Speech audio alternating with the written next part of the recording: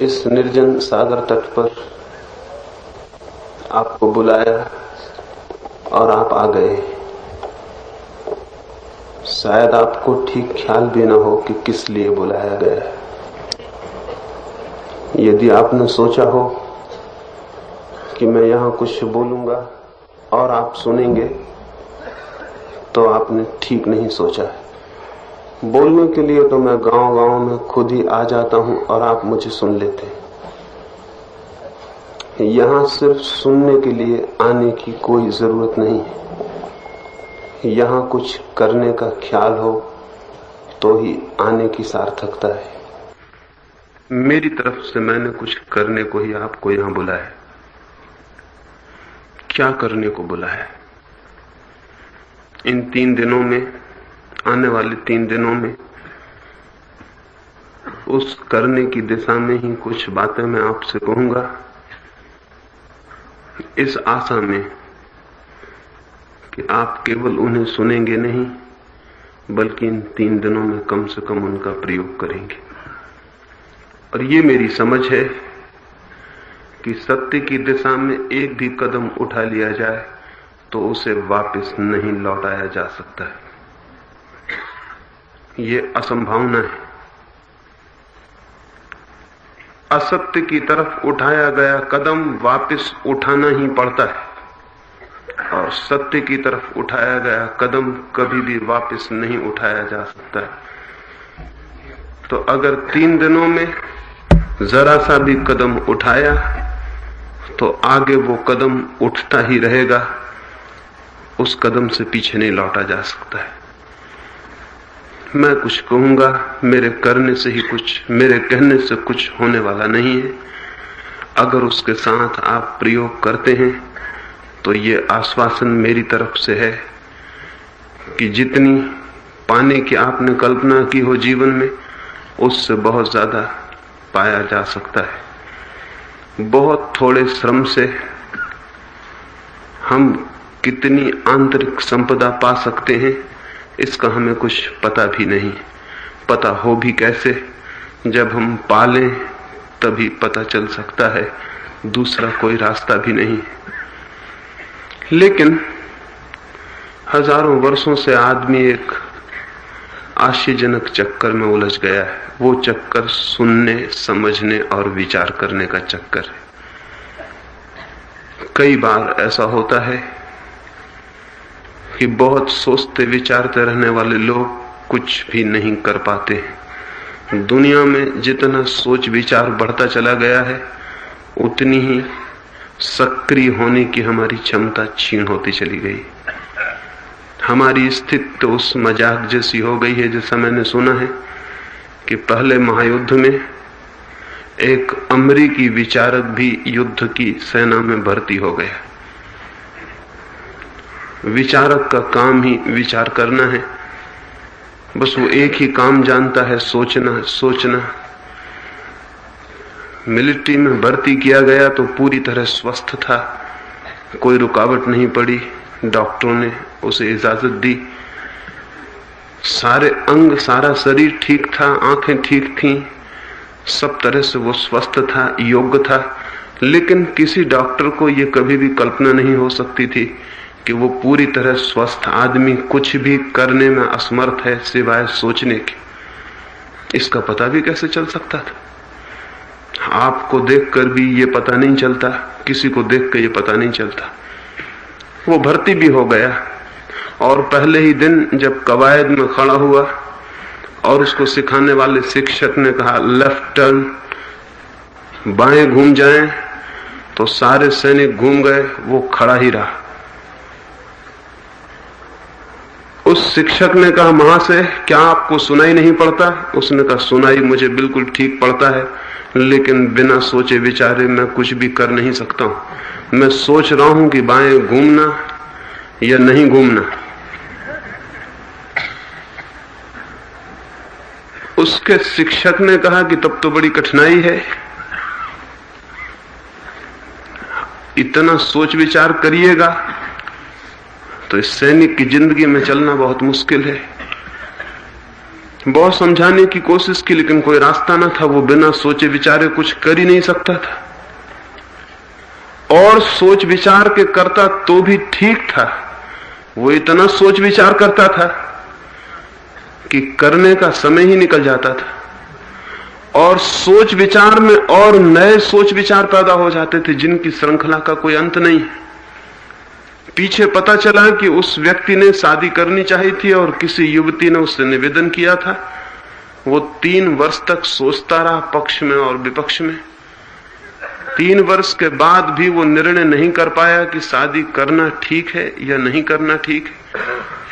अपनी ये खबर देने वो उस युवती के घर 3 वर्ष बाद गया कि क्षमा करना, मैं अभी निर्णय नहीं कर पाया हूं। लेकिन तब तक उस स्त्री के 3 बच्चे हो चुके थे, उसकी शादी हो चुकी। उस आदमी को किसी काम का न जानकर, लेकिन चूंकि वो भर्ती हो गया था और प्रसिद्ध विचारक था, किसी न किसी काम में रखना जरूरी था, तो उसे जो सैनिकों की भोजनालय था वहां उसे भेज दिया गया। वहां छोटा मोटा काम वो कर सकेगा। और पहले ही दिन उसे मटर के दाने चुनने के लिए दिए गए कि बड़े दानों को अलग कर दे और छोटे दानों को अलग। घंटे भर बाद जब उसका शिक्षक पहुंचा तो वो सिर से हाथ लगाए हुए बैठा था, दाने वैसे के वैसे रखे थे। उसने पूछा, महाशय क्या ये भी नहीं कर सके आप? उसने कहा, करूं जरूर, लेकिन पहले सोच लूं। ये तो साफ हो गया कि बड़े दाने भी हैं, छोटे दाने भी हैं, लेकिन कुछ बीच के दाने हैं, उनको कहां करना है? और जब तक उनका निर्णय न हो जाए तब तक फिजूल की उलझन में पड़ने से कोई सार नहीं। मैं बहुत सोचा कि बीच के दाने किस तरफ, छोटे दानों की तरफ कि बड़े दानों की तरफ, क्योंकि बीच के दाने न तो छोटे हैं और न बड़े, या दोनों हैं। पता नहीं उस आदमी का पीछे क्या हुआ। जो हुआ होगा वो हम सोच सकते हैं, लेकिन हम सारे लोग भी जीवन के मसले में करीब करीब वैसे ही आदमी हैं। यहां मैंने बुलाया है आपको सोच विचार के लिए, जरा भी नहीं। यहां बुलाया है कुछ कदम उठाने को। निश्चित ही सोच विचार करना हो तो मैं अकेला काफी हूं, लेकिन कदम उठाना हो तो आप मुझसे ज्यादा महत्वपूर्ण हैं। साधना शिविर में मैं गौण हूं, महत्वपूर्ण आप हैं। मैं नहीं हूं महत्वपूर्ण, क्योंकि कदम आपको उठाना है। 3 दिनों की मेरी चेष्टा यही होगी कि सिवाय उन बातों के आपसे कुछ भी न बात करूं जो सहयोगी हों आपको आंतरिक जीवन में ले जाने के लिए, जो परमात्मा के मंदिर की यात्रा में सीढ़ियां बन सकें, उनकी ही मैं बात करना चाहता हूं। लेकिन प्रत्येक सीढ़ी चढ़ने से सीढ़ी बनती है, उसके पहले वो सिर्फ पत्थर होती है। जब तक कोई उस पर चढ़ता नहीं तब तक उसे सीढ़ी नहीं कहा जा सकता है। वो चढ़ने से ही सीढ़ी बनती है। अगर किसी मंदिर पर कोई भी ना जाता हो तो उस मंदिर के सामने पत्थर पड़े हैं ऐसा कहना पड़ेगा। ऐसा नहीं कि उस मंदिर के सामने सीढ़ियां हैं, क्योंकि पत्थर सीढ़ी तभी बनता है जब कोई उस पर चढ़ता है। और ये भी ध्यान रहे, कुछ ना समझ सीढ़ियों को भी पत्थर बना लेते हैं और उनसे ही अटक जाते हैं, और कुछ समझदार पत्थरों पर भी चढ़ते हैं और उनको सीढ़ियां बना लेते हैं। हम क्या करेंगे? क्या करने को मैंने आपको यहां बुला भेजा है? कौन सी यात्रा?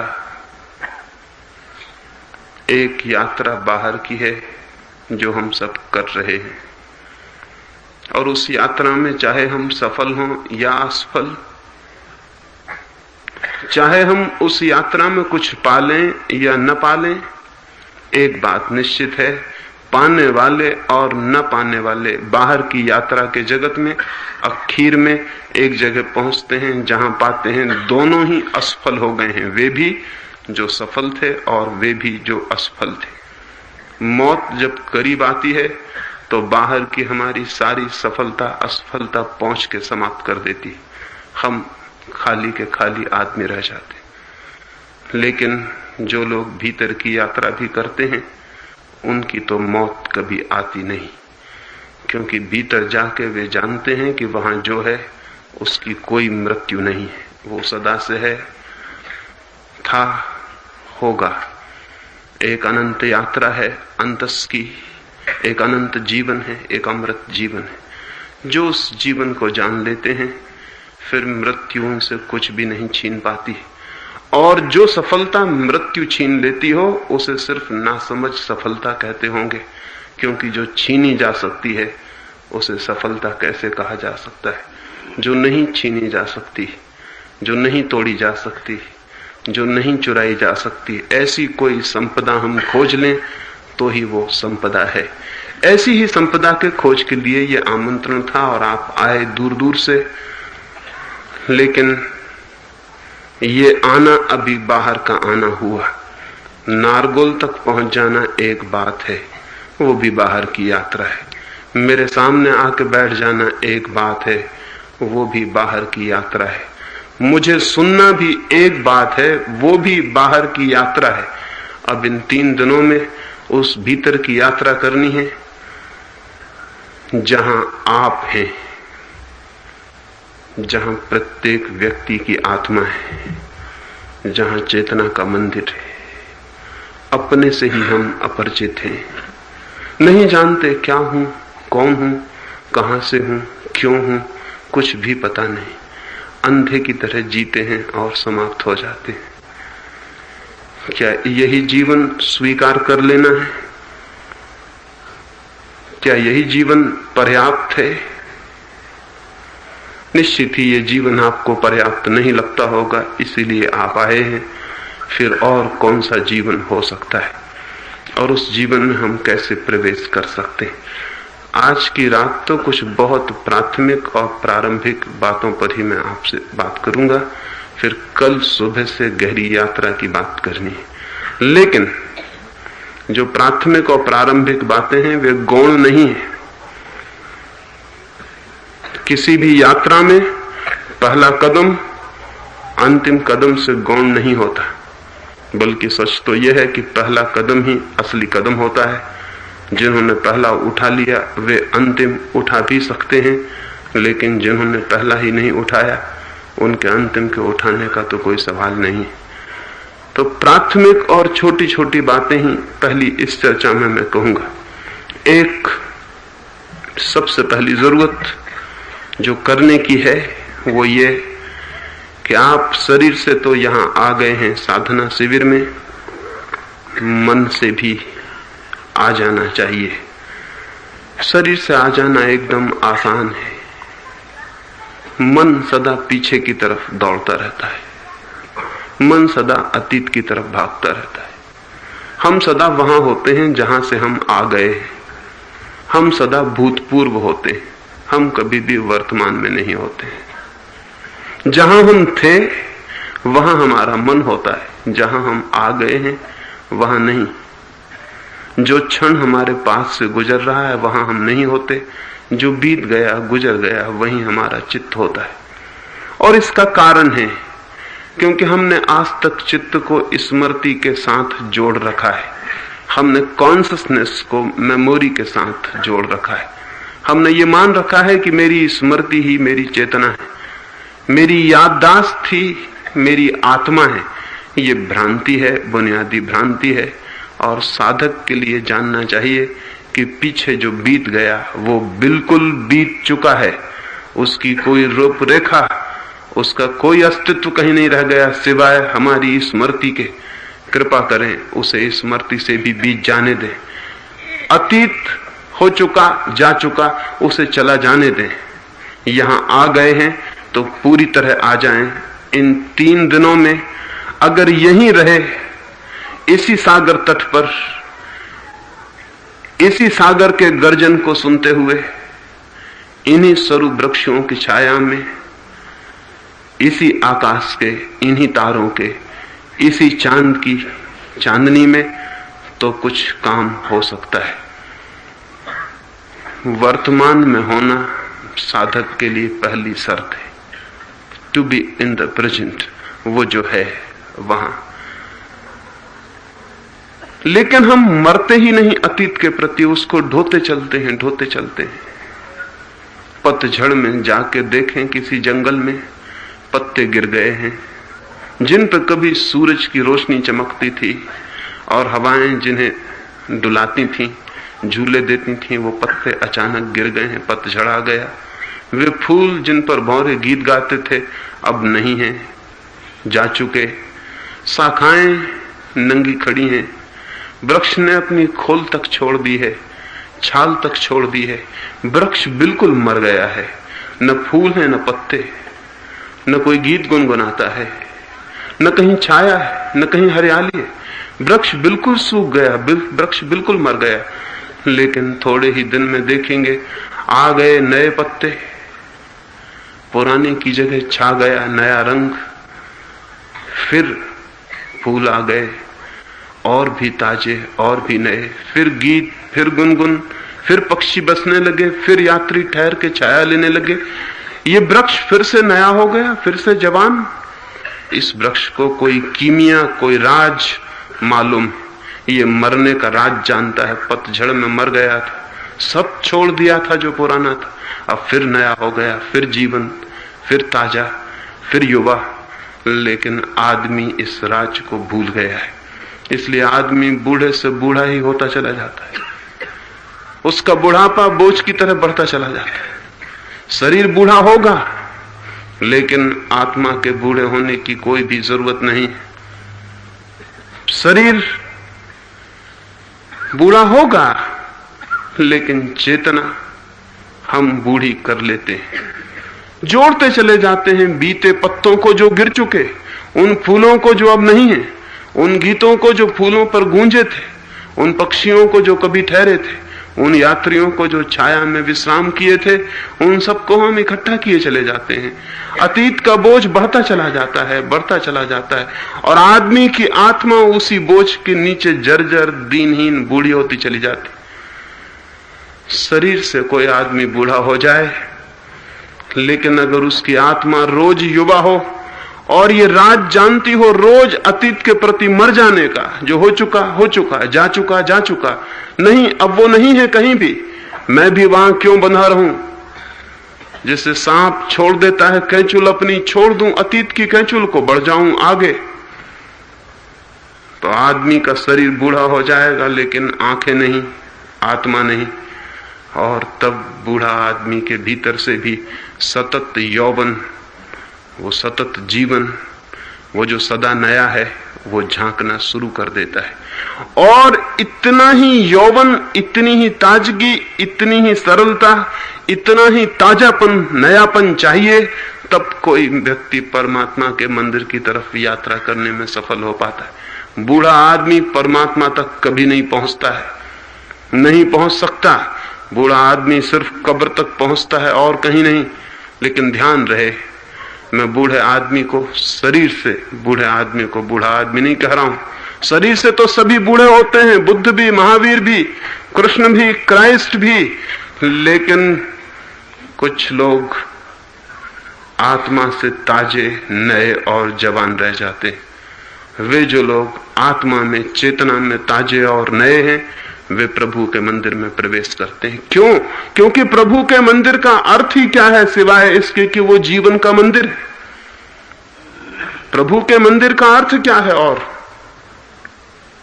एक ही अर्थ है कि वो जीवन है, और जीवन में तो वे ही प्रवेश कर सकते हैं जो सतत अतीत को, मुर्दा को छोड़कर पुनरुज्जीवित होने की क्षमता जुटा लेते हैं। मरना पड़ता है साधक को रोज, ताकि वो रोज नया जन्म ले सके। इन 3 दिनों के शिविरों में पहली बात, मर जाएं अतीत के प्रति। जहां से आ गए हैं वहां अब नहीं है, न कोई संबंधी है आपका, न कोई गांव, न कोई धंधा, न कोई नाम, न कोई जाति, न कोई धर्म। वो था, अब कहां है? भीतर कहां है वो? कहां है वे नाम? कहां वे जातियां? कहां वे संबंध? वहां कौन है धनी, कौन है निर्धन, कौन है हिंदू, कौन है मुसलमान? जाने दें उसे, उसकी कोई रेखा मन पर न रह जाए। आज रात जब सोएं तो अतीत के प्रति पूरी तरह मर जाएं, ताकि सुबह नया आदमी, नई चेतना आपके भीतर जन्मे और प्रकट हो। वही चेतना जीवन के मंदिर में प्रवेश दिला सकती, वही चेतना स्वयं को जानने में समर्थ बना सकती, वही चेतना, उसी चेतना के दर्पण में सत्य का प्रतिबिंब बनता है, और तो कोई रास्ता नहीं। जिन लोगों के मनों पर अतीत की धूल की परत जमी है, उनके मन के दर्पण कभी भी सत्य की परछाई नहीं बना पाए। तो इसमें आश्चर्य क्या, दोष किसका है? पहला सूत्र, मरना सीखें, रोज रोज मरना, पल पल मरना सीखें। एक एक क्षण मरने की कला जाननी चाहिए अगर जीवन की कला सीखनी है। आए आप और मुझे गाली दे गए, दिन बीत गया, कभी के आप जा चुके, कभी की गाली गूंजी और शून्य में खो गई, और मैं हूं कि गाली सुने चला जा रहा हूं, मैं हूं कि आप मेरे सामने ही खड़े। माह बीत गए, वर्ष बीत गए, कहीं उस गाली की कोई रूपरेखा न रही। कहीं खोजने जाऊं तो धुआं भी जो कभी था शायद मिल जाए, लेकिन वो गाली तो अब कहीं भी नहीं मिलेगी। वो आदमी कहां, वो घड़ी कहां, वो क्षण कहां, लेकिन मैं हूं कि उसी में जिए चला जा रहा हूं। वर्ष बीत गया, लेकिन मैं वहीं ठहर गया जहां गाली दी गई थी। एक दिन सुबह बुद्ध बैठे थे एक वृक्ष के पास, एक आदमी आया था क्रोध से और उनके ऊपर थूक दिया था, और भरसक जितनी गाली दे सकता थी दी थी। बुद्ध ने उस थूक को अपने चादर से पोंछ लिया था और कहा था कि मेरे मित्र, कुछ और कहना है? वो मित्र चौंका होगा, क्योंकि वो शत्रु होकर आया था और उसे आशा न थी कि जिसका वो शत्रु होकर गया है वो भी मित्र उसे मान सकता है। वो चौंका इसलिए भी कि उसने थूका था, कुछ कहा ना था। लेकिन बुद्ध पूछने लगे, कुछ और कहना है? बुद्ध का भिक्षु था आनंद, वो क्रोध से भर आया और उसने कहा कि भगवान कैसी बात करते हैं आप, थूका है उस अशिष्ट व्यक्ति ने और आप पूछते हैं और कुछ कहना है? बुद्ध ने उसे छोड़ दिया और आनंद को समझाने लगे, कहने लगे, आनंद तू समझा नहीं, वो कुछ कहना चाहता है जरूर, लेकिन क्रोध है ज्यादा और शब्द पड़ जाते हैं छोटे, नहीं शब्दों में कह पाता, इसलिए थूक कर कहता है। कोई प्रेम से भर जाता है, नहीं कह पाता शब्दों में, हृदय से लगा लेता है। कोई क्रोध से भर जाता है, नहीं कह पाता शब्दों में, थूक के कहता है मैं समझ गया। समझा इस आदमी की मुसीबत। जब भी कोई बड़ा भाव होता है तो कहना मुश्किल होता है, शब्द छोटे पड़ जाते। समझ गया इसकी कठिनाई, तो इसीलिए पूछता हूं मेरे मित्र कुछ और कहना है? वो आदमी क्या कहता? वो वापस चला गया, वो हारा हुआ वापस गया था, क्योंकि जो शत्रु होकर कहीं जाते हैं वे एक ही शर्त पर हारते हैं कि जहां वे शत्रु होकर गए हों वहां शत्रु न मिले, अन्यथा वे कभी नहीं हारते। वो हार कर लौट गया, रात भर सो नहीं सका होगा, क्योंकि रात भर उसे वही दौड़ता रहा कि वो बुद्ध पर थूक रहा है और उन्होंने पहुंच लिया है और वो पूछते हैं और कुछ कहना है। वे आंखें बुद्ध की उसकी छाती में छिदी रही, रात भर सो नहीं सका, सुबह भागा हुआ आया, बुद्ध तो उस गांव से आगे बढ़ गए हैं। जीवन कहीं ठहरता और रुकता है, बढ़ जाता है, किसी दूसरे वृक्ष के नीचे हैं आज। वो आदमी जाके सामने खड़ा हो गया है और कहने लगा क्षमा कर दे, भूल हो गई जो मैंने थूका। बुद्ध ने कहा बात बहुत गई गुजरी हो गई, गंगा का पानी तब से बहुत बह चुका, तू वहीं रुका है। कहां है वो वृक्ष जिसके नीचे तूने थूका था? कहां है वो तारे जो गवाही रहे होंगे? कहां है वो लोग? कहां की बात ले आया तू? जो हो गया हो गया, हम आगे बढ़ गए, तू वहीं रुका है। लेकिन रुक कैसे सकता है? सारा समय बदल गया, तू रुका कैसे है वहां? बात गई हो गई। वो आदमी कहने लगा नहीं नहीं, इस भांति न टाले, मुझे क्षमा कर दे।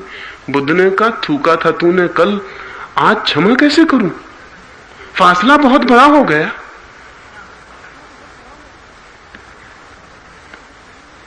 जो होना था कल हो चुका है, क्षमा कल ही तू कर दिया गया है उसी क्षण। और अगर मैं क्षमा नहीं कर सका होता तो वो क्षण बीतता भी नहीं, मुझे भी उसी में जीना होता जिस भांति तू उसमें जिया है। बात खत्म हो गई है।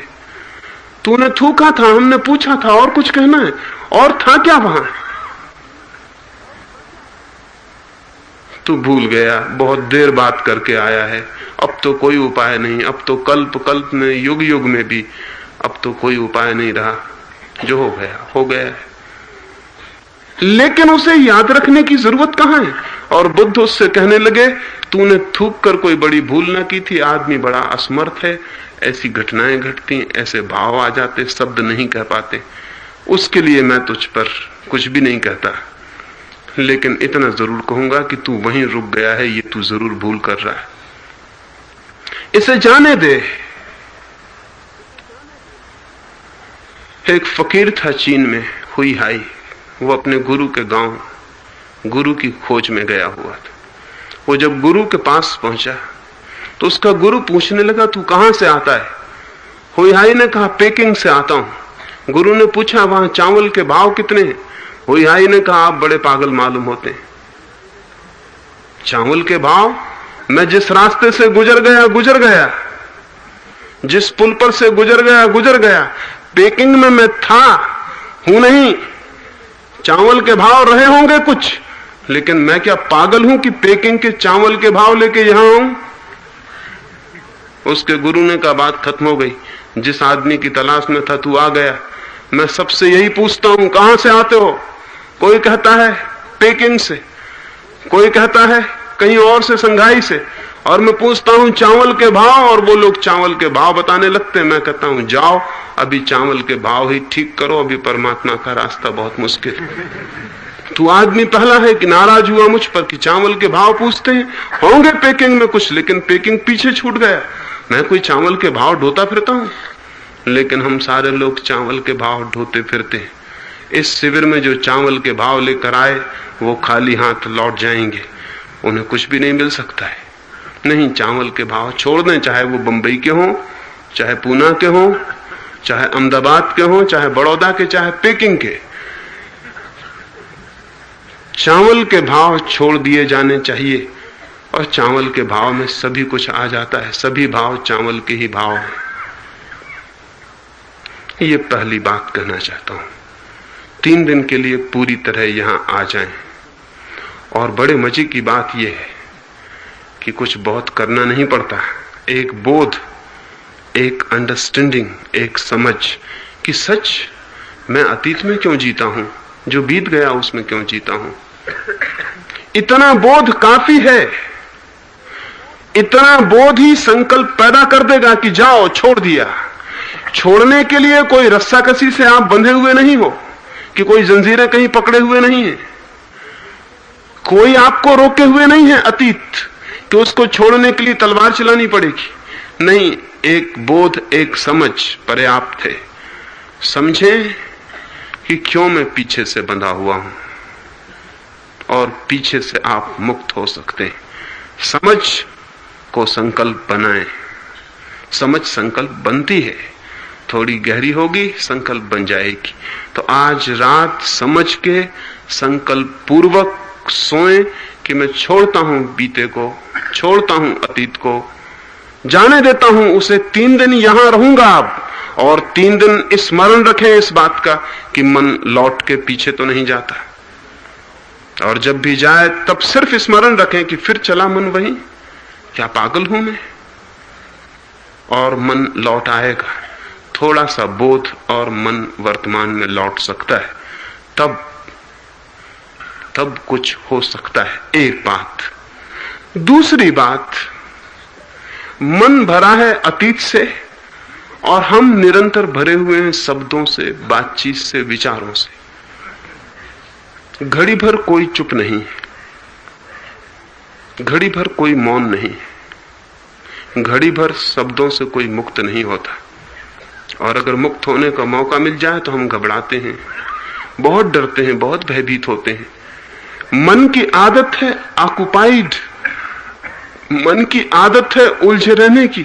कुछ ना कुछ चाहिए, कुछ ना कुछ काम चाहिए। खाली मन नहीं होना चाहता है। क्यों नहीं होना चाहता?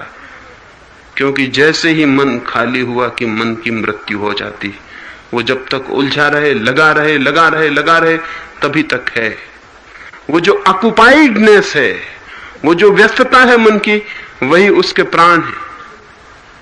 और हम 24 घंटे व्यस्त हैं और फिजूल ही व्यस्त हैं। अगर कोई आदमी थोड़ा देखे कि वो क्या क्या बातें कर रहा है, क्या विचार कर रहा है, किन बातों में उलझा है सुबह से सांझ तक, तो शायद बहुत हैरान हो जाएगा। जिन बातों को करने की कोई जरूरत न थी वे सारी बातें उसने की हैं। और स्मरण रहे, जो आदमी उन बातों को करता है जिनकी कोई जरूरत नहीं, उसके जीवन में वे बातें कभी भी नहीं हो पाएंगी जिनकी जरूरत है। ये दोनों बातें एक साथ नहीं हो सकती।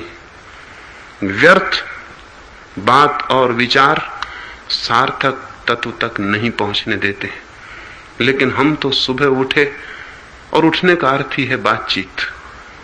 फिर हम बातचीत करना शुरू कर दिए। नहीं, साधना शिविर में ये नहीं चलेगा। साधना शिविर में ये कैसे चल सकता है? तो आज रात सोते हैं तो अत्यंत मौन में, और सुबह से उठते हैं तो ये 3 दिन मौन का एक गहरा अभ्यास बनने चाहिए। जहां तक बन सके मत बोले। देखें 3 दिन का प्रयोग कोई बहुत लंबा नहीं। देखें सिर्फ 3 दिन के लिए, जहां तक बन सके न बोले। जिनकी सामर्थ्य हो वो 3 दिन के लिए बिल्कुल चुप हो जाएं, बोले ही नहीं। थोड़ा बहुत काम हो इशारे से चला लें, लिख के चला लें। बहुत जरूरत मालूम पड़े तो 1-2 शब्द बोल के चला लें। जिनकी सामर्थ्य हो वो तो बिल्कुल चुप हो जाएं। जो थोड़े कमजोर हों वो इतना ध्यान रखें कि व्यर्थ न बोले। लेकिन मैं इतना कमजोर किसी को मानता नहीं। कोई आदमी इतना कमजोर नहीं है कि 3 दिन चुप ना हो सके। एक बार देखें कि क्या घटना घट सकती है चुप होने से। इतने छोटे से सूत्र से क्या घट सकता है। इतनी छोटी सी बात लगती है चुप हो जाना, लेकिन क्या हो सकता है पता है आपको? आसपास ही मौजूद है वो जिसकी हमें तलाश है, भीतर ही खड़ा है वो जिसकी हमें खोज है। लेकिन हम चुप नहीं,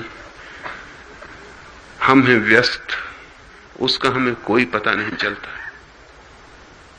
स्वामी राम एक कहानी कहा करते थे। वो कहते थे एक प्रेमी था, वो दूर देश चला गया था। उसकी प्रेयसी राह देखती रही। वर्ष आए गए, पत्र आते थे उसके, अब आता हूं, अब आता हूं, अब आता हूं। लेकिन प्रतीक्षा लंबी होती चली गई और वो नहीं आया, नहीं आया, नहीं आया।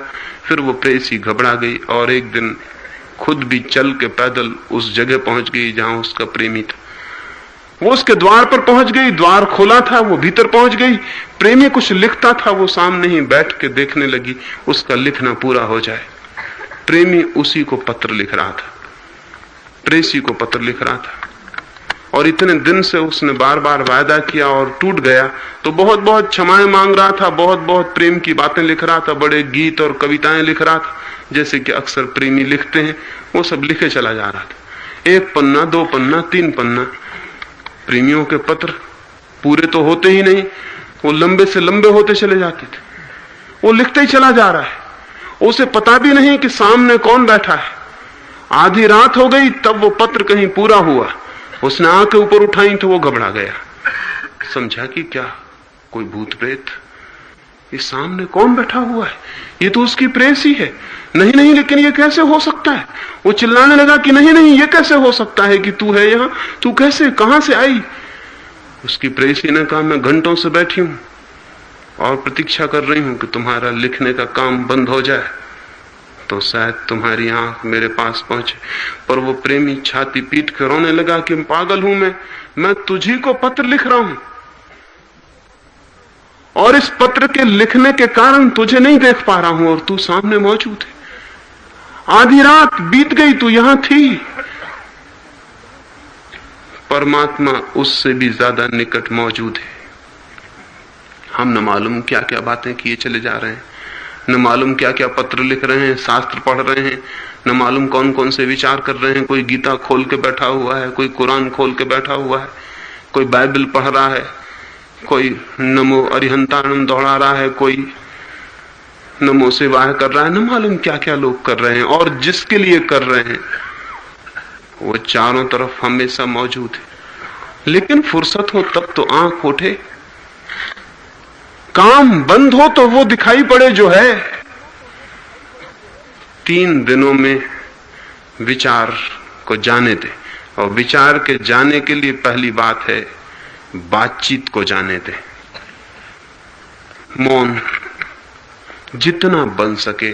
इस सरू वन में सरू के पौधों को पता भी ना चले कि यहां इतने लोग आ गए, उनको पता भी ना चले कि यहां इतने लोग हैं।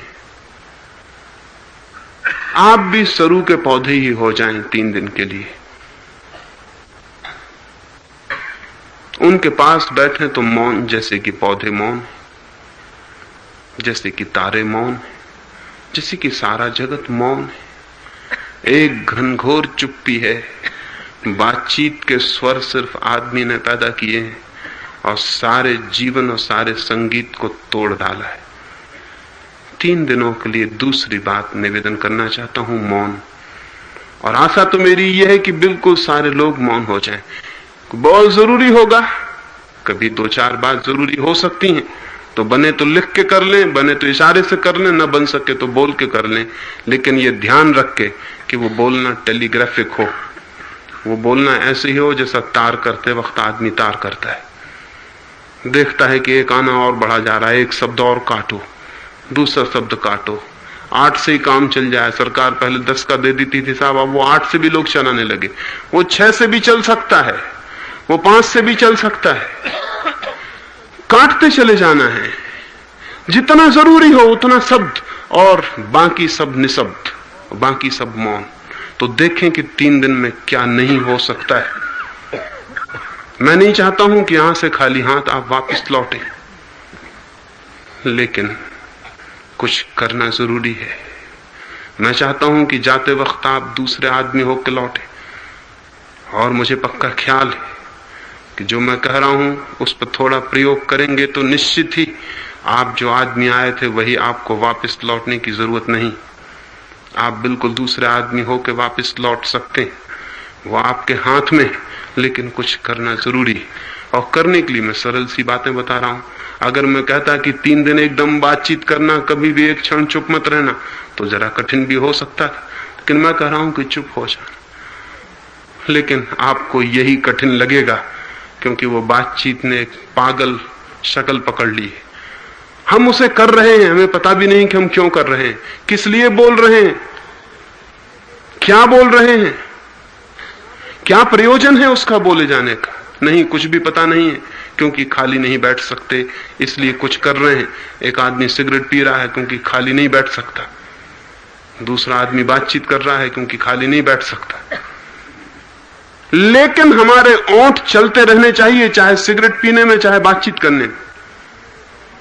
जिन मुल्कों में स्त्रियां भी सिगरेट पीने लगी हैं, वहां स्त्रियों ने बातचीत कम कर दी, और जिन मुल्कों में वो सिगरेट नहीं पीती वो आदमियों से ज्यादा बातचीत करती। मामला कुल इतना कि ओंठ चलते रहना चाहिए, चाहे सिगरेट पियो चाहे बातचीत करो, ओंठ चलते रहना चाहिए।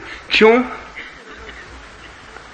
ये ओंठों का इतना ज्यादा चलना भीतर मन के अशांत होने का सबूत है। मन वाणी से बहुत गहराई से संबंधित है,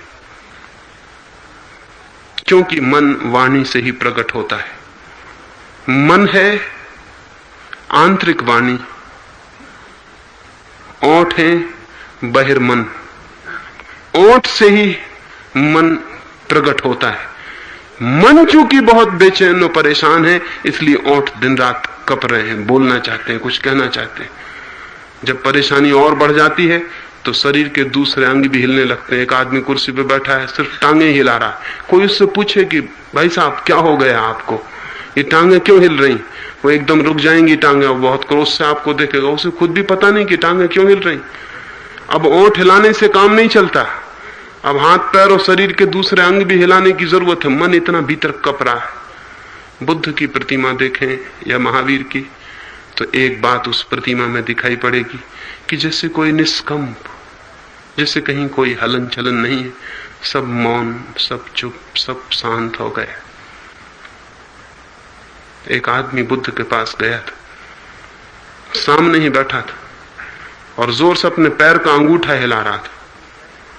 बुद्ध आत्मा परमात्मा की बातें कर रहे थे, बंद कर दी उन्होंने कहा कि भाई एक बड़ी गड़बड़ यहां एक आदमी कर रहा है, वो पैर का अंगूठा हिला रहा है, तो जब तक ये अंगूठा बंद नहीं करता मैं बात नहीं करूंगा, क्योंकि जब तक इसका अंगूठा हिल रहा है तब तक मेरी बात करनी फिजूल।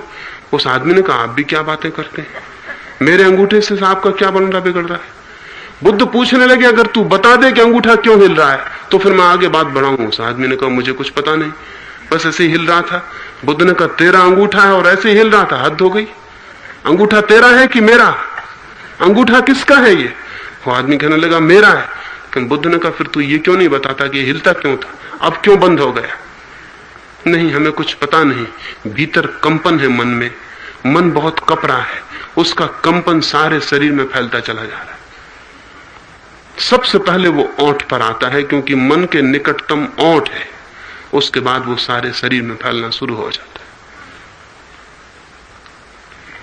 नहीं, ओंठ के कंपन के अति कंपन को रोकना जरूरी है। तो इन 3 दिनों में ओंठ के कंपन पर जरा कृपा करें, उसे विश्राम में जाने दें और ध्यान रखें कि बड़ा आश्चर्यजनक अनुभव हो सकता है, क्योंकि जैसे ही आप मौन होंगे आपको चारों तरफ जो प्रकृति और परमात्मा की ध्वनियां हैं वो प्रगाढ़ होकर सुनाई पड़ने लगेंगी। ये समुद्र का गर्जन भी आपको पहली दफे सुनाई पड़ेगा जब आप मौन होंगे, और मैं जो कह रहा हूं वो भी आपको तभी सुनाई पड़ेगा जब आप मौन होंगे। अन्यथा आपके भीतर कंपन चल रहा है और मैं करीब करीब दीवालों के सामने बोल रहा हूं। एक फकीर था बोधि धर्म, वो बहुत बढ़िया फकीर था, दुनिया में थोड़े ही बढ़िया फकीर हुए, उनमें एक वो भी था। वो हमेशा अगर आप उससे मिलने जाते तो वो आपकी तरफ पीठ करके बैठता, वो हमेशा दीवार की तरफ मुंह करके बैठता था और आदमियों की तरफ पीठ। लोगों को बड़ा गुस्सा आता, लोग पूछते ये क्या शिष्टाचार है, हम मिलने आए हैं और आप दीवार की तरफ मुंह किए हुए, हमारी तरफ पीठ। बोधि धर्म कहता कम से कम दीवार की तरफ मुंह करने से एक बात तो मन में रहती है कि कोई हर्ज नहीं, दीवार है नहीं सुनती तो कोई हर्ज नहीं, लेकिन तुम्हारी तरफ मुंह करने से बड़ी मुश्किल हो जाती। हम कहे चले जाते हैं तुम सुनते नहीं, तुम भी दीवार हो, और कहीं गुस्सा ना आ जाए मुझे, इसलिए मैं दीवार की तरफ ही मुंह रखता हूं। अब दीवार पर गुस्सा करने की जरूरत भी नहीं, दीवार यानी दीवार है, नहीं सुनती कोई हर्ज नहीं, लेकिन तुम हो आदमी, तुम भी नहीं सुनते, इसलिए मैं पीठ करता हूं तुम्हारी तरफ। आप मौन होंगे तभी सुन सकेंगे कि मैं क्या कह रहा हूं या ये जीवन क्या कह रहा है। तो दूसरी बहुत जरूरी बात, यहां से लौटते ही एक परिपूर्ण सन्नाटा छा जाना चाहिए। 3 दिन के लिए हिम्मत करें, एक प्रयोग करें। 3 दिन में आपका कुछ बिगड़ नहीं जाएगा चुप होने से। क्या खो देंगे आप? देखें और दूसरों को भी मौन बनाने में सहायक बने। हम सब ऐसे लोग हैं जिसका कोई हिसाब नहीं। अगर कोई एक व्यक्ति मौन हो जाएगा तो 4 लोग कहेंगे अरे हो गए क्या मौन, आ गए क्या बातों में। 4 लोग उससे कहेंगे अच्छा आप आ गए, बड़े ध्यानी बन रहे हैं, मौन हो गए हैं। हम हद के बेवकूफ हैं, हमारी मूर्खता की कोई सीमा नहीं। हम किसी आदमी के ठीक दिशा में जाने में हमेशा बाधा बनते नहीं। आपको मौन होना है और पड़ोसी मौन हो सके इसकी सुविधा देनी, किसी का मौन आपसे न टूटे इसकी फिक्र करनी। और इन 3 दिनों में एक प्रयोग करना है गहरे से गहरा कि आप इतने चुप हो जाएं कि आप चुप ही हैं, कुछ भी नहीं है। तब मैं जो कल सुबह से बातें आपसे करने को हूं वो सुनाई पड़ सकेंगी, और वे बातें आप तभी प्रयोग कर सकेंगे जब मौन शांत होगा, अन्यथा उनका प्रयोग नहीं हो सकेगा। ये दूसरी बात। तीसरी बात,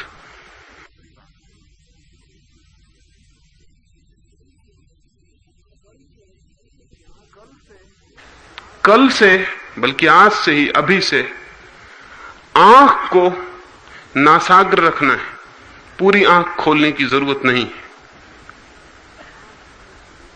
आंख इतनी खुली हो कि नाक का अगला हिस्सा दिखाई पड़ता रहे।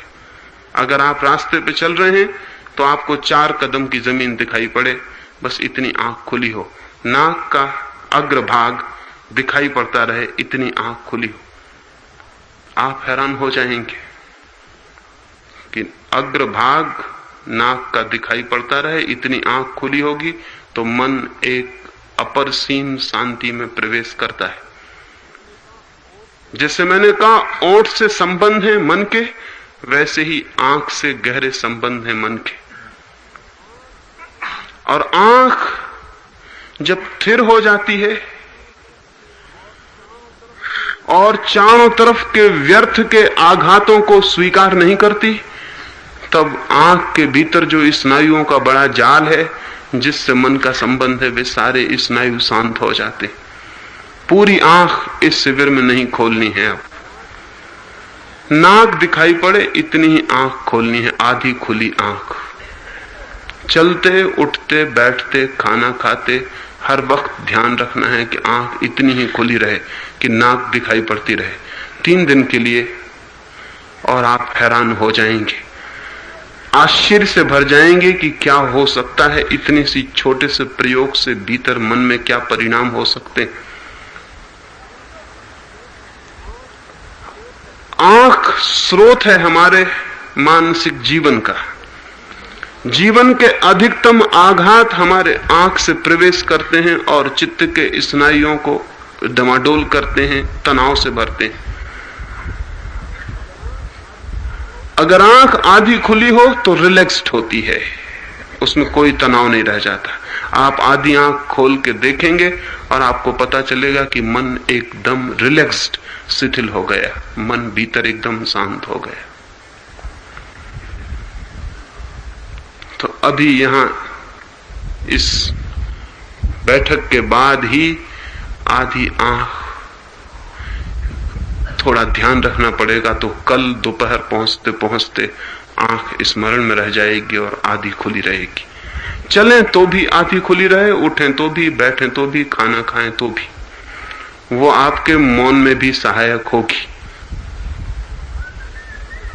हर स्थिति में आंख आधी खुली रहे। आंख के पलक हमारे तनाव के अधिकतम कारण होते हैं, और आंख के पलक जितने पूरे खुले हों उतना ही मन सबसे ज्यादा तनाव से भर जाता है। उस तनाव की हालत में कई तरह के नुकसान पहुंचते हैं। अगर आपने देखा हो नेताओं की मंच, तो आपने ख्याल किया होगा कि पंडित नेहरू की मंच कितनी ऊंची बनती थी। आपको पता है कि उतनी ऊंची मंच बनाने की क्या जरूरत है? शायद आपको पता नहीं होगा। आपकी आंख पूरी की पूरी खुली रहे और ऊपर देखती रहे और तनी रहे। हिटलर भी उतनी ही ऊंची मंच बनवाता था। दुनिया के सारे नेता उतनी ही ऊंची मंच बनवाते हैं। उसका मनोवैज्ञानिक कारण है। उसका कारण है कि आंख जितनी खिंची होगी मन उतने तनाव से भर जाएगा, और आंख जितनी ऊपर की तरफ देखती होगी थोड़ी देर में आपका सोच विचार क्षीण हो जाएगा। आप हिप्नोटिक हालत में आ जाएंगे, आप सम्मोहित अवस्था में आ जाएंगे। अगर 5 मिनट तक आंख को पूरी तरह खोला जाए और ऊपर की तरफ देखा जाए तो आंख के भीतर के स्नायु तनाव से भर जाते हैं, सोच विचार बंद हो जाता है, समझ खत्म हो जाती है, और आदमी एक तरह की हिप्नोटिक स्लीप, एक तरह की सम्मोहक निद्रा में प्रविष्ट हो जाता है। उस हालत में उससे जो भी कहा जाएगा वो मान लेगा। इसलिए दुनिया के राजनीतिक ऊंची मंच बनाते हैं ताकि वे जो भी कहें वो आप मान लें। हिटलर तो मंच पर ही प्रकाश रखता था, बहुत हजारों कैंडल के बल्ब चारों तरफ से, और सारे थिएटर में अंधकार करवा देता था ताकि किसी आदमी की आंख किसी दूसरे को न देखे, सिर्फ हिटलर दिखाई पड़े, और उसके चेहरे पर भारी प्रकाश, ताकि वही दिखाई पड़ता रहे घंटे भर, और ऊंचा मंच, आंखें तनी रहे। और उस हालत में हिटलर जो भी कहेगा लोग मान लेंगे।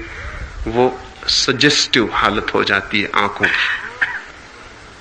आंख जितनी शिथिल होगी, शांत होगी, ढली होगी, आधी खुली होगी, उतनी ही आप जागृत अवस्था में होंगे, और आंख जितनी खुली होगी, तेजी से खुली होगी, उतने ही आपको मूर्छा में ले जाना आसान है। आपको बेहोश किया जा सकता है। अगर आपने हिप्नोटिक या मेस्मरिज्म करने वाले लोगों को देखा होगा तो आपको पता होगा, वो कहेंगे कि पूरी आंख खोल के हमारी आंखों में झांको। 5 मिनट बाद आप बेहोशी की हालत में हो जाएंगे, क्योंकि पूरी आंख खोलना मन पर इतना तनाव, इतना टेंशन डालना है कि उस टेंशन की हालत में मन सजग नहीं रहता। अति तनाव के कारण बेहोश हो जाता है, मूर्छित हो जाता है, सुप्त निद्रा में चला जाता है। इसीलिए त्राटक या दिया जला के लोग ध्यान करते हैं। वो ध्यान नहीं है, वो खुद को सुलाने की तरकीबें, वो सब नींद में जाने की दवाएं नहीं। ध्यान तो हमेशा आधी खुली आंख से होगा, क्योंकि आधी खुली आंख आंख की सर्वाधिक शांत, जागरूक, अवेयरनेस की अवस्था है। तो आप प्रयोग करेंगे तो आपको दिखाई पड़ेगा कि जैसे ही आंख आधी खुली हुई नासाग्र होगी, वैसे ही आप शांति का, भीतर एक झरने का, जैसे कुछ चीज मस्तिष्क पर शांत हो गई, कोई तनाव उतर गया, कोई बादल हट गया, कोई बोझ हट गया, और साथ ही एक नए प्रकार का होश, एक जागृति, एक अवेयरनेस, एक बोध, एक अलर्टनेस पैदा होगी और लगेगा कि मैं ज्यादा होश से भरा हुआ हूं। इस प्रयोग को, आंख के आधे खुले होने के प्रयोग को ध्यान में तो हम करेंगे ही। अभी जब रात का ध्यान करेंगे तब भी करेंगे, सुबह के ध्यान में भी करेंगे, लेकिन आपको शेष समय में भी करना है। और सर्वाधिक उपयोगी होगा इन 3 दिनों में समुद्र के तट पर चले जाएं अकेले में, थोड़े तेजी से चलें, गहरी श्वास लें और आंख नासाग्र रखें, तो आपको घंटे भर में ही एक अपूर्व जागरण का भीतर प्रतीति होगी। अकेले चले जाएं तट पर, जोर से चलें, गहरी सांस लें और आंख को नासाग्र रखें। 1 घंटे में ही आप पाएंगे कि ऐसी शांति आपने कभी नहीं पाई, ऐसा जागरण आपको कभी अनुभव नहीं हुआ। आपके भीतर एक नई चेतना ही द्वार तोड़ रही है, यह आपको प्रतीत होगा। तो प्रत्येक साधक दिन में कम से कम 2 घंटे समुद्र तट पर जाकर तेजी से चलेगा, वो सक्रिय ध्यान होगा। निष्क्रिय ध्यान हम यहां करेंगे। यहां 2 बार हम ध्यान करेंगे, सुबह और रात। वो शिथिल शांत अवस्था में करेंगे। वहां आप सुबह और दोपहर या जब भी आपको मौका मिले 1 घंटे तेजी से चलें और सक्रिय ध्यान करें। इन 3 दिनों को मैं इंटेंस मेडिटेशन के, सघन ध्यान के दिन बनाना चाहता हूं कि 24 घंटे हम ध्यान की गहरी से गहरी परतों को तोड़ने में सफल हो सके। ये 3 बातें मैंने कही, ये प्राथमिक बातें हैं। आने वाले 3 दिनों में 4 साधना के अंगों पर मैं बात करना चाहूंगा। कल सुबह करुणा, फिर मैत्री, फिर मुदिता, फिर उपेक्षा। ये 4 तत्व ध्यान के लिए अत्यधिक महत्वपूर्ण तत्व हैं।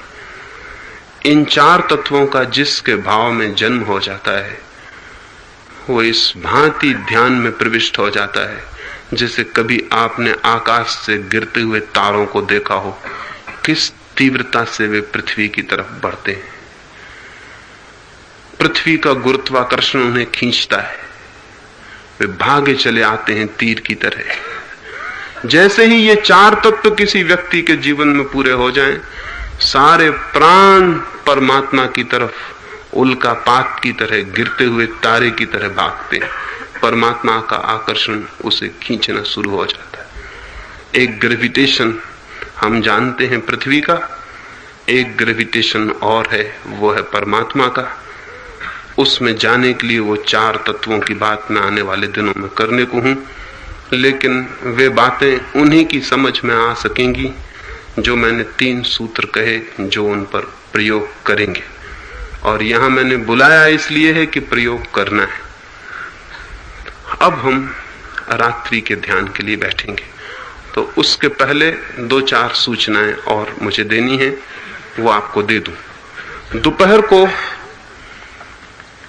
2 से 3 के बीच मुझसे मिलने का समय है। मुझसे मिलने का अर्थ समझ लेना चाहिए। वहां मुझसे प्रश्न पूछने नहीं आना है। प्रश्न तो जो भी पूछने हैं वो रात की बैठक में मैं उत्तर दूंगा, तो यहीं पूछ लेने हैं।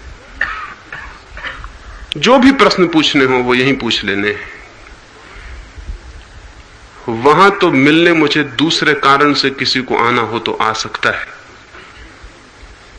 उस 1 घंटे में किसी को भी ऐसा लगता हो कि मेरे पास 2 क्षण आके बैठ जाना है, तो उसी को आना है।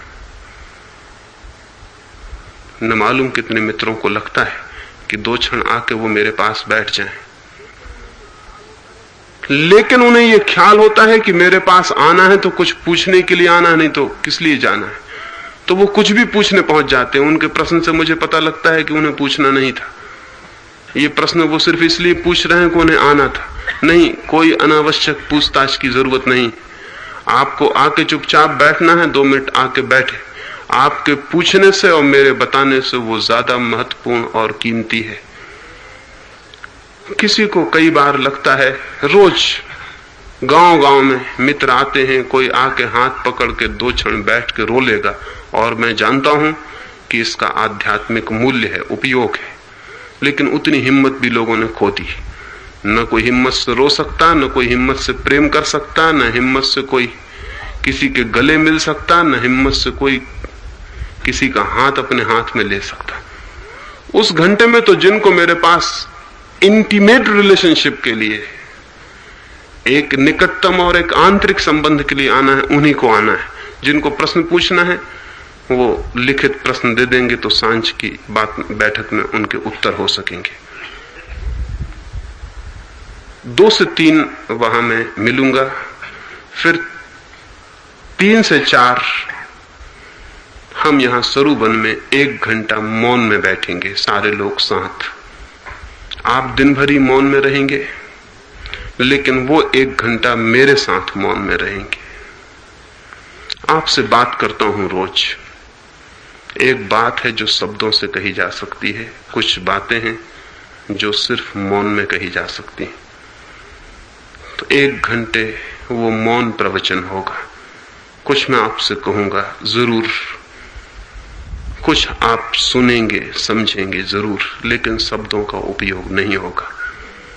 तो आप जितने गहरे मौन में और जितनी प्रतीक्षा में होंगे, उतना वो संबंध स्थापित हो सकेगा। पिछली बार 1 घंटे मौन से हम बैठे थे, तो किन्हीं लोगों को मेरे पास आने का लगा था, तो वो मिलने आए थे। लेकिन अब चूंकि रोज 1 घंटा मिलने के लिए है, इसलिए मौन के उस घंटे भर के प्रयोग में मुझसे मिलने कोई भी नहीं आएगा। जिसको भी मिलने जैसा लगेगा वो दूसरे दिन 2 बजे मुझसे मिलने आएगा। वहां हम सिर्फ बैठेंगे, कोई मिलने नहीं आएगा, चुपचाप बैठेंगे। उस चुपचाप बैठने में जो भी हो होने दें। किसी की आंख से आंसू बहने लगे तो बह जाने दें, जो होता हो होने दें, छोड़ दें अपने को, बिल्कुल लेट गो। तो दिन भर आप मौन रखेंगे, फिर 1 घंटे निकट मैं आपके रहूंगा, और 1 घंटे दोपहर हम मौन रखेंगे। रात को आपके प्रश्नों के उत्तर होंगे, लेकिन ध्यान रहे, आपके सभी प्रश्नों के उत्तर मैं नहीं दूंगा। मैं सिर्फ उन प्रश्नों के उत्तर दूंगा कि जिस संबंध में मैं बोल रहा हूं, उस संबंध में ही वो प्रश्न हो, ताकि वो आपकी साधना के काम पड़ सके। आप व्यर्थ के, मेटाफिजिक्स के और तत्व दर्शन के प्रश्न नहीं लाएंगे। उनके लिए मैं गांव-गांव में आता हूं। जब आपके गांव आऊं, तब आपको जो भी फिजूल बातें पूछनी हो वो आप पूछना। यहां तो सिर्फ 3 दिन हम एक क्षण भी साधना के लिए ही लगाना चाहते हैं, इसलिए केवल वे ही मित्र पूछेंगे जिन्हें साधना की दृष्टि से पूछना है, करने की दृष्टि से पूछना है। और जो मैं कह रहा हूं उसे कैसे करें, क्या बाधा पड़ रही है, उस दृष्टि से पूछना है। जो मैं कह रहा हूं वो समझ में नहीं आ रहा, उस दृष्टि से पूछना है। लेकिन दूसरी फिजूल की बातें कि कितने स्वर्ग होते हैं और कितने नरक होते हैं, इन सब बातों की पूछने की यहां कोई जरूरत नहीं। वो ध्यान रखेंगे। आप पूछेंगे भी आप, तो मैं उत्तर उनका देने वाला नहीं हूं। मैं सिर्फ उनका ही उत्तर दूंगा जो मुझे लगेंगे कि इस 3 दिन की साधना प्रक्रिया में सहयोगी प्रश्न है।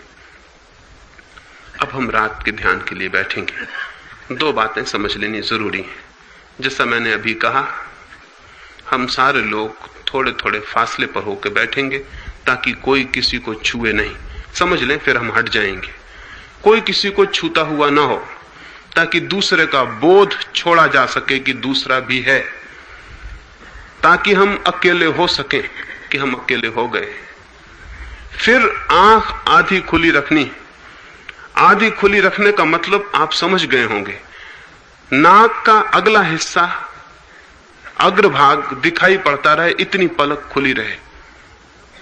ज्यादा आंख नहीं खोलनी है, न पूरी आंख बंद करनी है, न पूरी आंख खोलनी, आधी आंख। फिर आधी आंख खोलकर अत्यंत शांति से, आराम से बैठ जाना है। आराम से, कोई तनाव शरीर को नहीं देना है। फिर प्रकाश यहां बुझा दिया जाएगा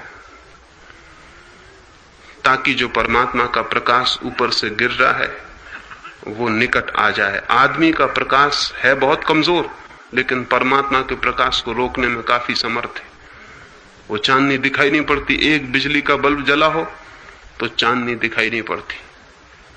तो ये सारे बल्ब बुझा दिए जाएंगे ताकि चांदनी बरसने लगे और हम चंद्रमा के निकट हो जाएं और ये सरू के वृक्षों के निकट हो जाएं। जैसे ही आप आधी आंख खोल के शांत बैठेंगे, मैं थोड़ी देर तक कुछ सुझाव दूंगा।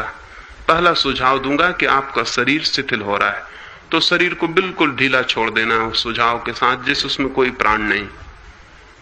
फिर मैं सुझाव दूंगा आपकी श्वास शिथिल हो रही है, तो श्वास को बिल्कुल धीमा छोड़ देना है। जितनी आए आए, ना आए ना आए, जाए जाए, अपनी तरफ से नहीं लेनी है, बिल्कुल धीमी छोड़ देनी है। वो धीरे धीरे धीमी होती चली जाएगी।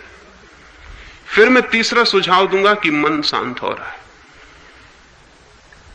तब मन को भी शिथिल छोड़ देना है, वो धीरे धीरे शांत होता चला जाएगा। फिर मैं कहूंगा कि अब 10 मिनट के लिए हम शांति से बैठे रहेंगे। क्या करेंगे उस शांति में, क्या होगा? जैसे ही मन शांत होगा वैसे ही चारों तरफ की आवाजें सुनाई पड़ने लगेंगी। दूर सागर का गर्जन, हवाएं आएंगी, सरू के वृक्षों को हिलाएंगी, उनकी आवाजें। कोई पक्षी चिल्लाएगा, कोई बच्चा रो उठेगा, कोई कुत्ता भौंकेगा। चारों तरफ परमात्मा न मालूम कितनी आवाजों में बोल रहा है, वो सब सुनाई पड़ने लगेगा। उसे चुपचाप सुनते जाना है, उस संगीत को चुपचाप सुनते जाना है। उसे सुनते ही सुनते और गहरा शून्य उत्पन्न हो जाएगा। और फिर यहां से उठ के जब जाना है तो बातचीत जरा भी नहीं, चुपचाप जाके सो जाना है बिस्तर पर। और ध्यान रखना है कि अब हम मौन में प्रविष्ट हो गए। ये ध्यान प्रारंभ है, और अंतिम ध्यान में हमें कहूंगा कि अब आप छोड़ दें उस बात को, लेकिन तब तक हम एक मौन की यात्रा में सम्मिलित हो गए। अब हम थोड़ा हट के बैठ जाएं, कोई किसी को छूता हुआ ना हो।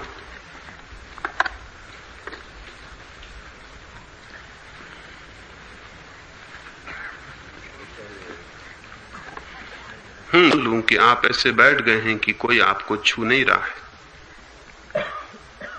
अब शरीर को बिल्कुल आराम में छोड़ दें। आंख आधी खुली हो, नासाग्र दिखाई पड़ता हो।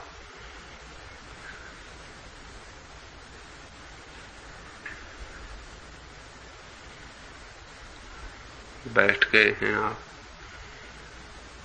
अब मैं सुझाव देता हूं, उन सुझावों में धीरे धीरे तल्लीन होते जाएं।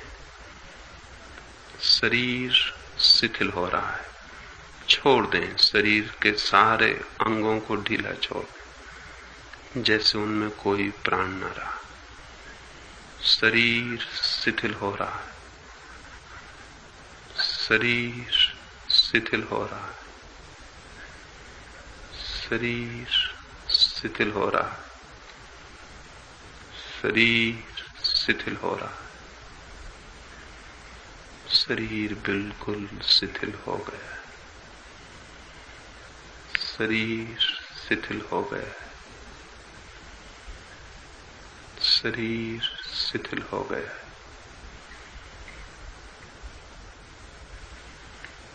शरीर शिथिल हो गया है, श्वास शांत हो रही है, श्वास शांत हो रही है। श्वास को भी धीमा छोड़ दें।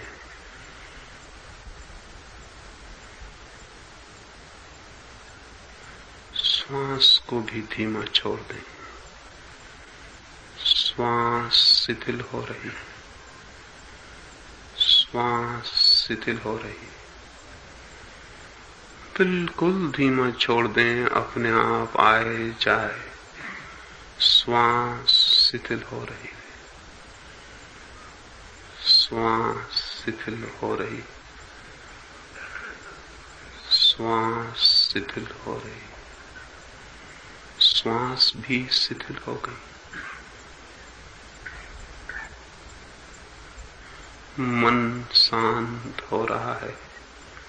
भीतर भी छोड़ दें, मन को बिल्कुल छोड़ दें। मन शांत हो रहा है, मन शांत हो रहा है, मन शांत हो रहा है, मन शांत हो रहा है।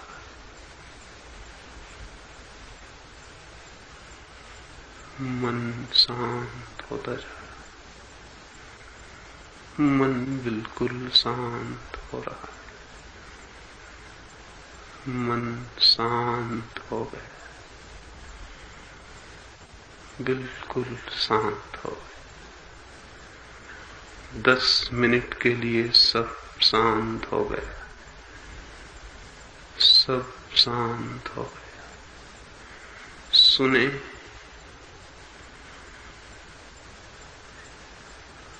चुपचाप सुनते रहें रात्रि के सन्नाटे को,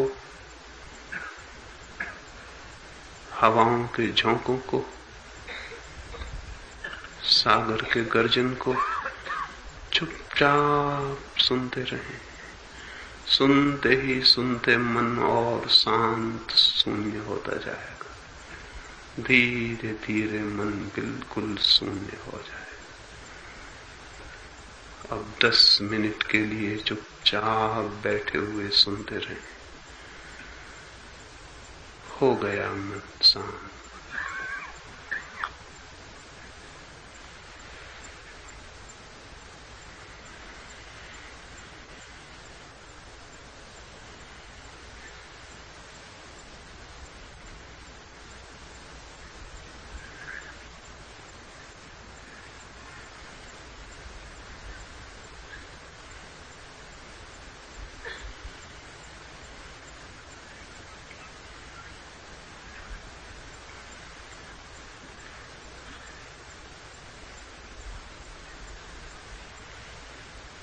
मन शांत हो गया, मन बिल्कुल शांत हो गया।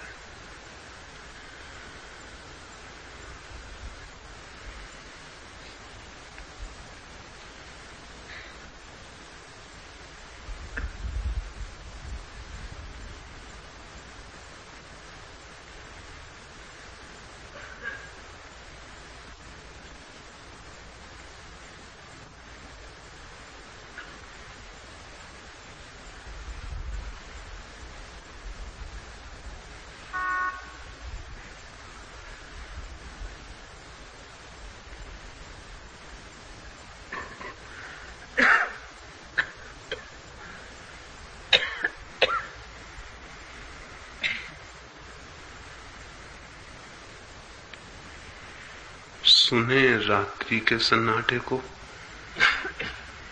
सुने रात्रि के सन्नाटे को। चुपचाप सुनते रहें, सुनते ही सुनते मन बिल्कुल शून्य हो जाए। सुनते ही सुनते मिट जाएंगे आप, रह जाएगी चांदनी, रह जाएगा ये वन। शून्य हो रहा है, मन शून्य हो रहा है, मन बिल्कुल शून्य हो गया।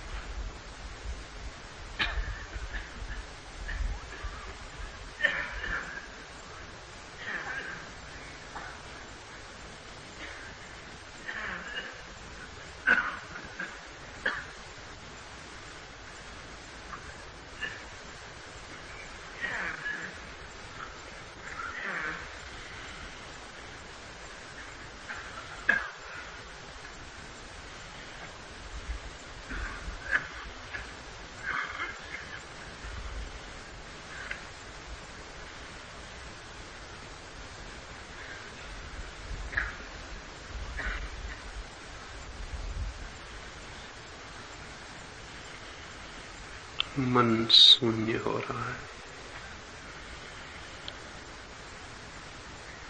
मन शून्य हो रहा है।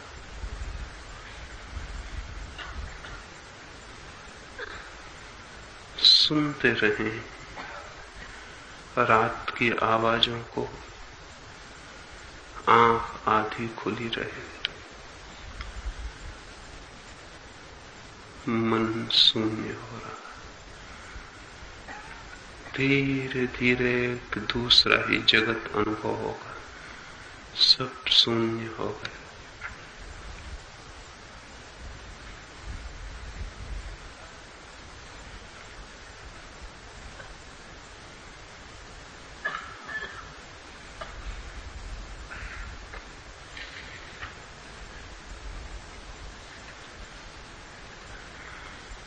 आंख आधी खुली रहे, मन शून्य होता जा रहा है।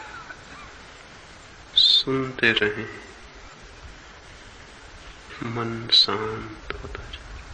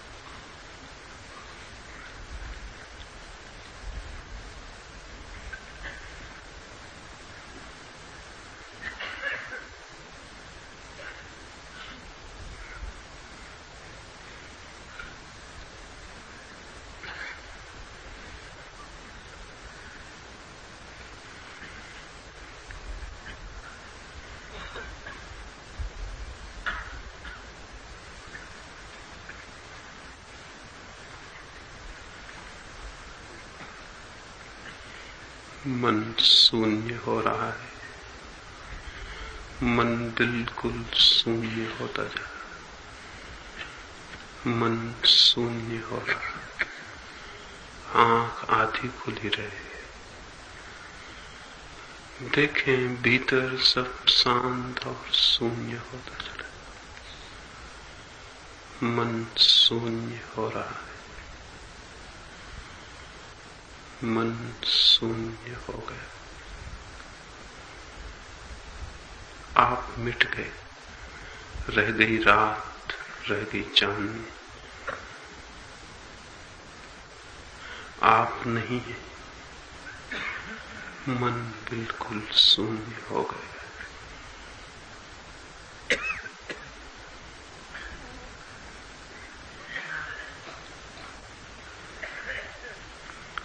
अब धीरे धीरे आंख खोलें, पूरी धीरे धीरे आंख खोलें, 2-4 गहरी श्वास लें, धीरे धीरे 2-4 गहरी श्वास लें।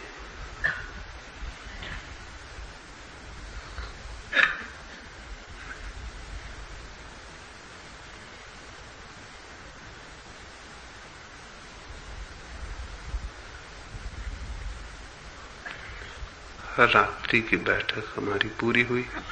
धीरे धीरे उठ के बिना बातचीत किए वापस लौटना है।